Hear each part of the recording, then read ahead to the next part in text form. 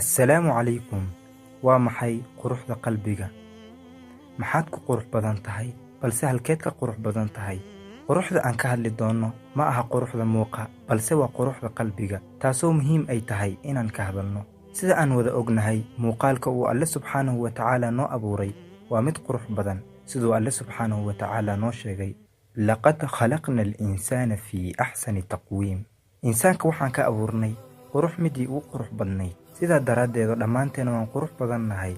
Haddana ayadoo ay arrintaas jirto, Alle weyne ma fiirinayo quruxdaasi. sida uu nabigeeni sallallahu calayhi wasallam sheegay, wuxuu dhahay nebiga sallallahu calayhi wasallam: Alle weyne ma fiirinayo suuradihiinna iyo maalkiina, balse wuxuu u fiirinayaa qulubtiina iyo acmaashiina. waxaa jirta qurux oo ay ka amar qaataan quruxda jirka, taasoo ah qalbiga. qalbiga waa halka meel keliya ay ka amar qaataan xubnaha jirka. haddii uu qalbiga qurux badan yahay, waxaa qurxoon dhammaan ciidanka qalbiga oo ah jirka.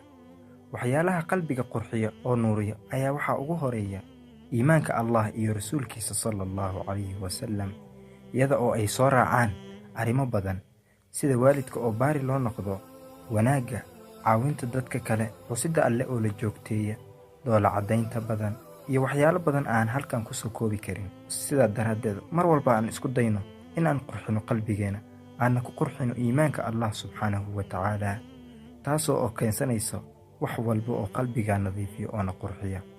intaas ayaan jeclaystay maanta inaan idinla wadaago. wassalaamu calaykum.